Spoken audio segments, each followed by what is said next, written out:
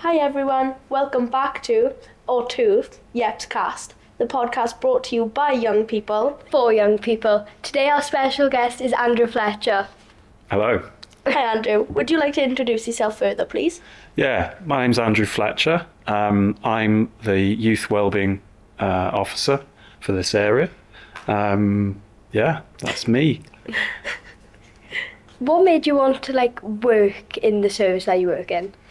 I've been working with young people for a very long time. I trained originally as a teacher, primary school teacher, so I always wanted to work with young people. But when I qualified as a teacher, I didn't feel like I was sort of mature enough really at sort of, 20 years of age to go straight into teaching. So I fancied something a little bit different, but still working with young people. Yeah. Yeah, so got into youth work early on, just doing sort of generic youth work. Then started working with young offenders. And then I started working in Swansea for Team Around the Family, which was more about helping families who are on the brink of breakdown. Right. And I worked with them for about 10 years. And the majority of problems that I came across were relating to mental health. So I sort of specialised in that area. And then when I saw this job come up, I was like, yeah, I fancy a bit of that. Yeah. So you know a lot about mental health then? I like to, think so. I've had quite a bit of experience working with lots of different types of people around mental health, lots of different types of problems. I've had my own issues in the past as well. So yeah. So what is your main role? So my main role is working one-to-one with young people who present with issues like anxiety or grief or sort of self-esteem issues, all sorts of not necessarily mental health, but well-being issues, yeah.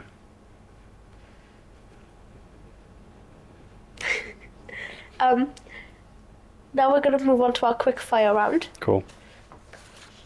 Okay, so do you understand what a quick fire round is? Yeah. Okay, right. Gotta be fast. Yeah. What is one word you'd use to describe mental well-being? A verb. Intense. Difficult. Something small that can improve someone's day. Connection. Talking to someone. Appreciation. A compliment. If you could tell all young people one thing, what would it be? You've got way more potential than you think. Yeah. Life's not always that bad. It'll eventually get better. You told me you weren't going to steal my answer, and you stole my answer. You live life to the fullest, honestly. That's a good thing. Right, one good thing to take your mind off life. Breathing. Friends. Going out and enjoying yourself. Thank you for that. No worries. Yeah. Right, now we're going to ask you a few questions based around mental health and things that will help people who at our age. Yeah. Our first question is, how can friendships affect your mental health? We're a social species. We sort of evolved to be around people, to be in tribes, to be amongst people for safety. So, having connections with other people can really boost your mood because it's how we're supposed to be. But likewise, a lack of connection can then deteriorate your sort of well-being as well. Connection with other people is super important for mental well-being. Yeah. What are some ways young people can get support if they don't want to talk to parents, friends or teachers? Well, as youth workers, we're ideal for that job. We're there, we're non-judgmental, we've got good listening skills, and we can point you in the right directions if you need further help. But I'd start with youth workers. How can a person, if a person doesn't know how to get youth workers help, how would you find out? You can look on the website for a start. That's a really good starting point if you don't feel you can talk to sort of your teachers, because they're usually a really good place to start with, sort of well-being support that you have in school. Go on the website and have a look. You can self-refer there if need be. Yeah. If you're like in a bad state, what would you suggest a young person to do first? Big, deep breaths.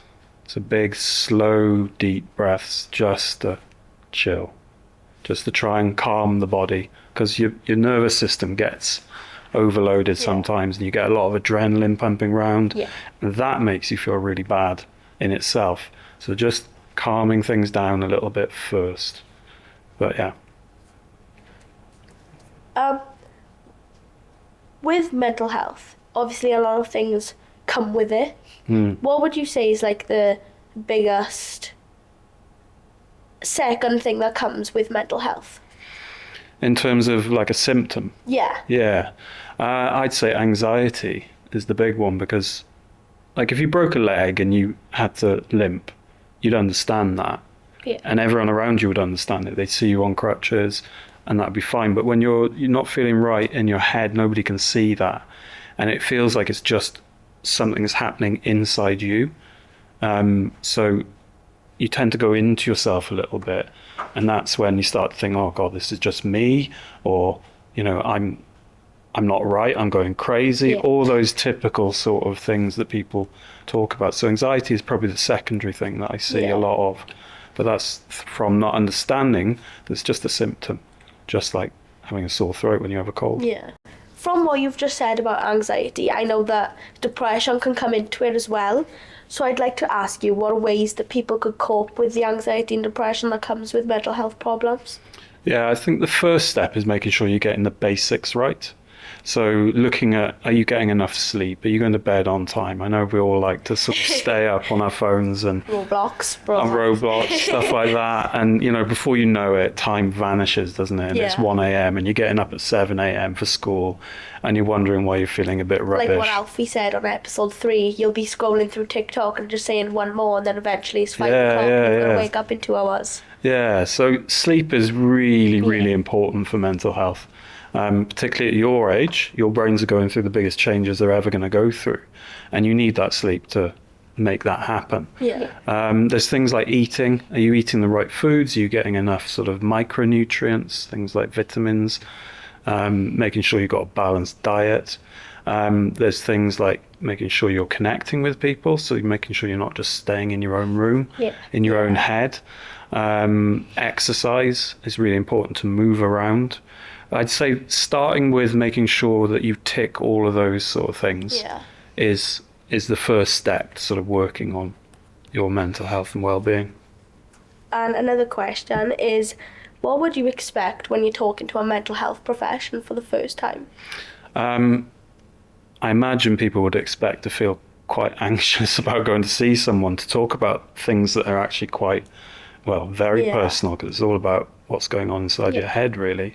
But to reassure people that it's just like talking about anything else, really.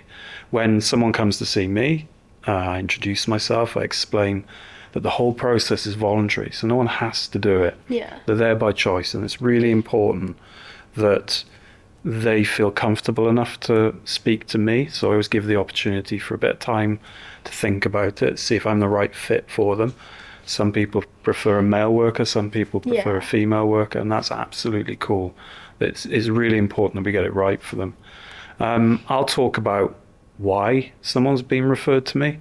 So we get a referral form sent to us, and it's usually written by adults. Yeah. So I like to go through that just to check that it's right and it's still accurate and it's what the young person needs.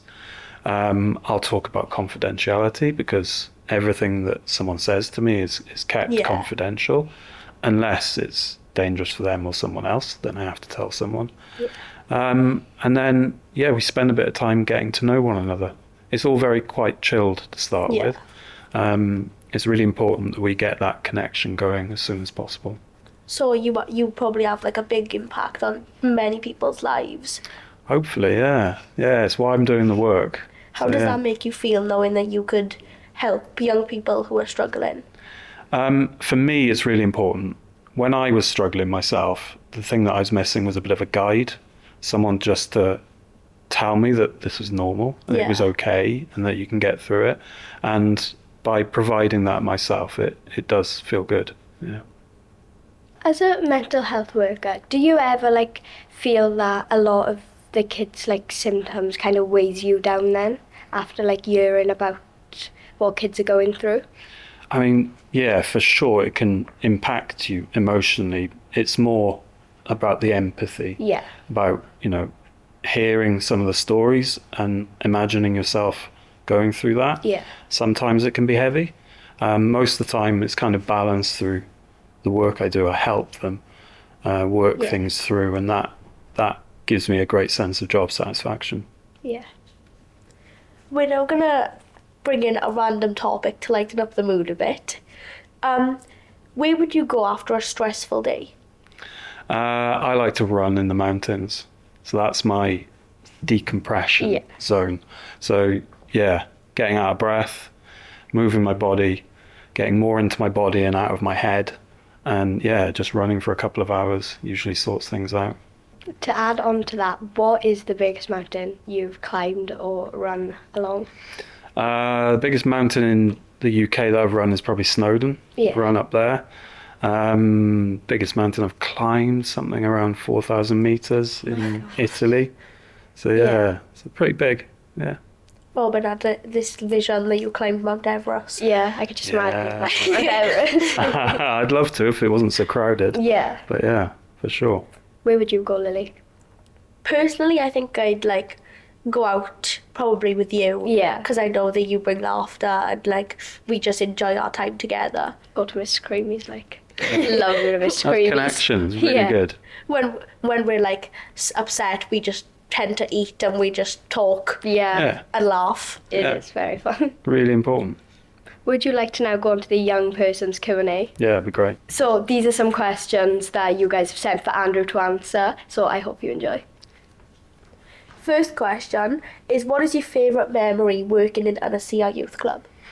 I think it would have to be when I painted Josie's face as the Grinch, and then she was chasing everybody around the youth club. That was hilarious. Would you rather fall over every time you drink or sneeze every time you blink? Fall over every time I drink or sneeze every time I blink? Yeah. For practicalities, I'd go with the sneezing and blinking. I think I'd go for sneezing as well because... Sneeze every time you blink? Oh, but no. But you blink every second, Yeah. you just constantly probably- be sneezing? Yeah, I'd fall over every Spilling time I water drink. everywhere or something every time you drunk. But every time you blink, you sneeze and you blink You just constantly. would be in a constant loop of sneezing. You couldn't do anything. It's a tough one, for sure. Yeah. I What just would have to you like sit on the floor and drink. That's a good idea, But actually. I feel like you just fall over. Fall But at the end of the day, at backwards. least you you should like lay have... down and drink. Yeah, at least you have mobility at the end of the day. Last one is, if you were a dinosaur, what one would you be? Growing up, I think my favourite dinosaur was a Stegosaurus. I've heard of that one. I Yeah. can't remember what one it is. It's got like little sort of Oh, yeah. bony things all the way down it. I'd be an iguanodon, and I did do my research on this. It's a very cute little dinosaur. I love it. Nice. I'd be the one with the really tall neck just because I find it funny. And why not? Yeah, why not? I don't even know the name of it. It's okay. Isn't it like a Brontosaurus? something like that? Yeah. I'm not even sure.